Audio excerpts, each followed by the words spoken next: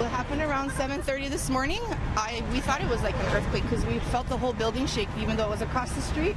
I looked out, honestly thought like maybe a car ran into the building or something, but I didn't see anything. Then we heard the sirens, we came out and we seen all this commotion, and it was like a movie. Honestly, we never expected to see anything like that.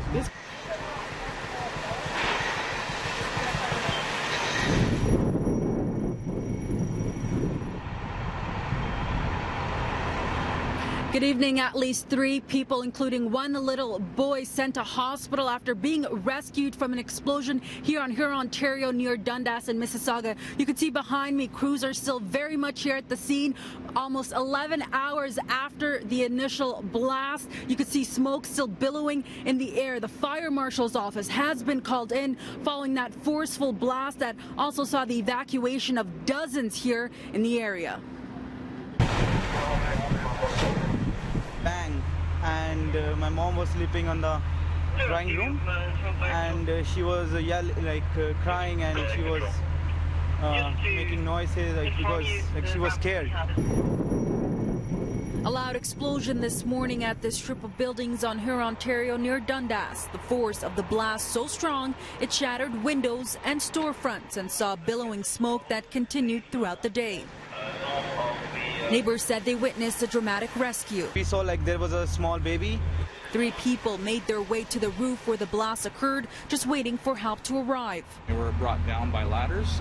They were presented to us actually on the road. All 3 were transported to hospital. The man had serious injuries while a woman and a young boy sustained minor injuries. Tonight, paramedics say they're in good condition. The explosion set to happen shortly before 7:30 this morning flattened at least 1/3 of the building of the strip mall. Initially, officials reported it was a commercial building, but later this afternoon confirmed there were also residential units at the back of the building. Mississauga's fire chief says that's where the rescued 3 were staying. And on the other side of the building, 2 more people were also inside at the time of the blast and were treated by paramedics at the scene. It was an explosion, and a large explosion.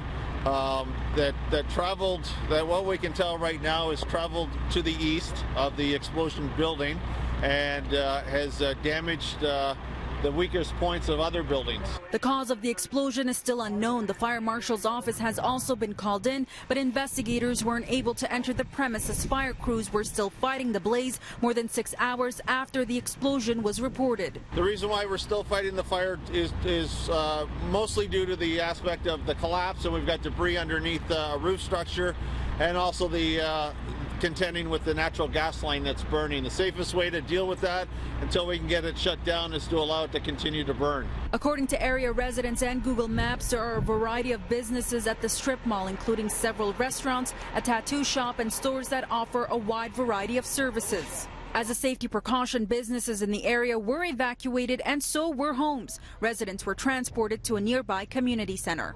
My neighbors, their windows were shadowed, but luckily we're blessed that nothing happened to our place. We're okay. We were shocked. We were all really just shocked. We couldn't believe, like I said, we couldn't believe this happened. T.L. Kennedy Secondary School is right next door to where the explosion occurred. And now, as a precaution, officials from that school say there will be no school tomorrow. The fire chief says the investigation into the epicenter of the blast won't start until sometime tomorrow. We continue our coverage of the explosion here on Huron, Ontario, near Dundas that sent 3 people to hospital, including a little boy. You can see behind me, crews are still very much here at the scene, and I'm joined now by Mississauga Fire Chief Tim Beckett. Talk to me a little bit about what's the latest on this investigation. So crews remain on scene. We're continuing to battle the fire. You can see the fire is still ongoing. It'll continue to burn until we can get the gas shut off. We're working with Enbridge Gas right now to secure the gas main, get it shut down, and then we can start really tackling and putting that fire out. It's safer right now to allow that gas to burn and not put it out until such time we can control it. Seems like it's all hands on deck here. You have yourselves, Mississauga Fire, you have Peel Police here, but you've also requested the help of Toronto Fire. Tell me why. Through a call out through the Provincial Operations Centre, we put a request in to bring Toronto to bring their heavy urban search and rescue team, HUSAR, to us.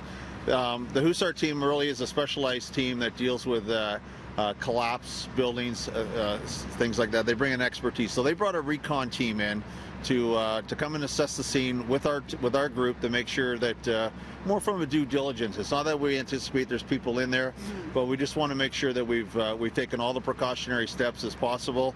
They're right now doing their reconnaissance, and we'll get an update on next steps that we need to take. It seems like the more we've gone into the day, the more backed up media has gotten further away from the scene, and we're seeing even more emergency officials here. How long is this operation expected to last? Well, we know that we're going to be here overnight. We've got a number of pieces that are continuing to be worked on. One of the pieces that we've got all the people that were across the street that have been displaced. We've now found them shelter. We'll start to deal with their situation tomorrow in terms of working on that unit and getting them back in. Obviously we've got Enbridge Gas here trying to shut the gas down. We've got the whole aspect around the fire control itself. And then we're trying to maintain a distance here because it is getting very icy there. Lots of vehicles in and out in terms of controlling that ice. So we've pushed the people back a little bit further. We've been setting fencing up, a lot of heavy equipment going on. So we just want to make sure everybody's safe. And here Ontario will be closed tomorrow, at least the start of the morning from Dundas up until Hillcrest. So be prepared.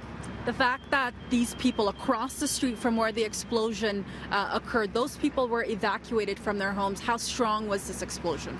It was a strong explosion. We've got some damage to some windows the next road over, so we've noted those. No concern about structural damage. We don't have any structural damage to the place across other than the windows themselves. With gas being off, hydro being off, we're going to work on getting those people back in, or at least looking at how we get them back in tomorrow. Thank you, Chief. And earlier today, the Chief was also at the community center where you heard him say that there are a couple dozens of those residents who were evacuated were there, along with Mississauga Mayor. Roger, I don't know what it is. It's some type of ventilation system.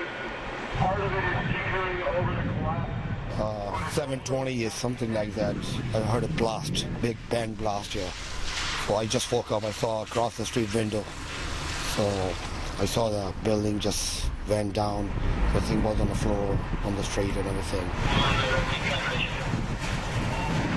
Just know what the police said. I heard a big boom and I went outside and the plaza across the street had collapsed.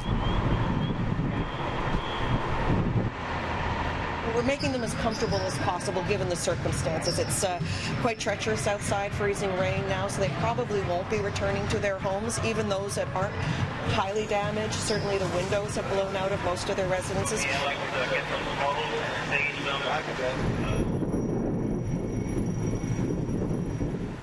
We're in the process of assessing the damage, determining if it's just windows that can be boarded up or if there's actual structural damage that needs to happen.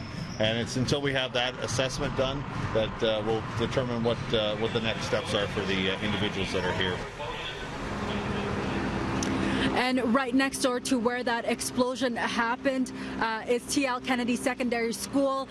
The officials from that school have released a tweet saying that the school will not be in session.